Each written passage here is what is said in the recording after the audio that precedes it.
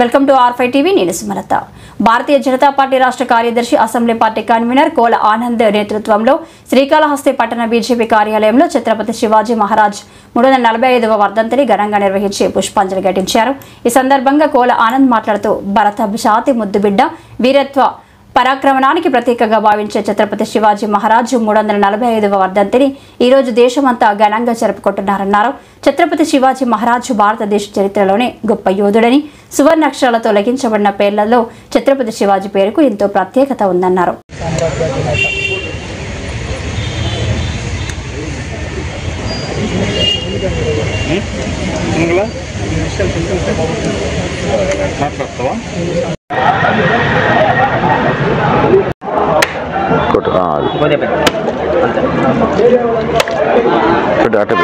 కోటి పోకూడదు అంటే అది తీబాక అట్లే పెట్టి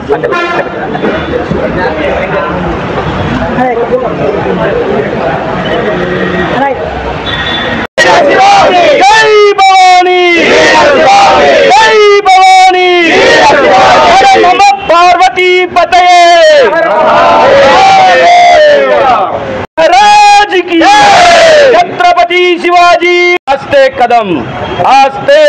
कदम महाराज गणपति गजपति प्रजापति सुवर्ण रत्न श्रीपति अष्टावधान जागृत न्यायालंकार मंडित शस्त्र पारंगत राजनीति क्षत्रिय कुलावतम सिंहासनाधीश्वर महाराजाधिराज श्रीमंत योगी श्री श्री श्री श्री छत्रपति शिवाजी महाराज की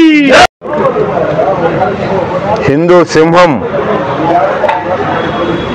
ఛత్రపతి శివాజీ మహారాజ్ గారి యొక్క వర్ధంతి ఈరోజు ఆయన 19వ తారీఖున 2వ నెల 1630లో జన్మించి మరి 3వ తారీఖు 4వ మాసం అంటే ఏప్రిల్ 3 ఆయన మరణం చెందడం 1680లో ఆయన మరణించడం మరి 50 సంవత్సరాలు జీవించాడు ఆయన 50 సంవత్సరాలు జీవించి భారతదేశ చరిత్ర పుటల్లో ఎక్కిపోయినటువంటి మహనీయుడు మహానుభావుడు శ్రీ ఛత్రపతి శివాజీ మహారాజ్.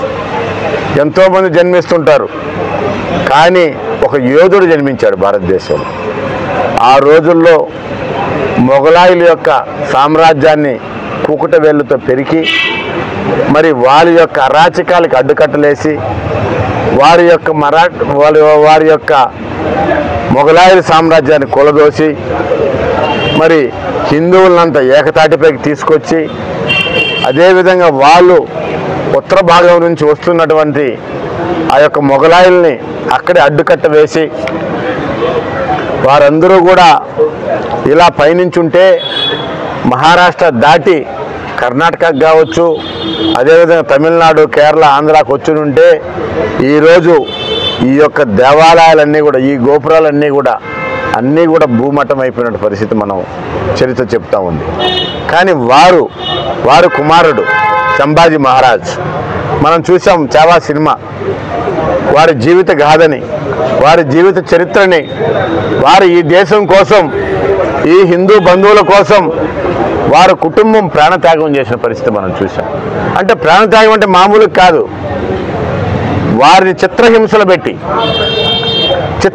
పెట్టి ఈ దేశం ఎక్కడో పరదేశస్తులు వచ్చి ఈ భారతదేశాన్ని ఆక్రమించుకోవాలా, ఈ భారతీయులందరినీ చంపేయాలా అన్న ఉద్దేశంతో హిందువులంతా చంపాలన్న ఉద్దేశంతో ఆ మొఘలాయులు ఆ రోజు వస్తే వారు నిలబడి మరాఠా సామ్రాజ్యాన్ని ఏర్పాటు చేసుకొని ఈ యొక్క భారతదేశంలో మనలందరినీ మన హిందువులందరినీ కాపాడి వారు ప్రాణాలు అర్పించినట్టు మహనీయులు మహానుభావులు. ఈరోజు 345 సంవత్సరాలు అయింది ఆయన మరణించి. 345 సంవత్సరాలు కూడా ఆయన ఇంత ఘనంగా ఆయన యొక్క మరణించిన రోజున మనం వర్ధంతిని ఈరోజు జరుపుకుంటున్నామంటే ఇంకా 3000 సంవత్సరాలు జరుపుకునేటటువంటి పరిస్థితి ఉంది. అంటే అది చరిత్రకారులు వాళ్ళు, చరిత్రలో జన్మించిన చరిత్రకారులు వాళ్ళు.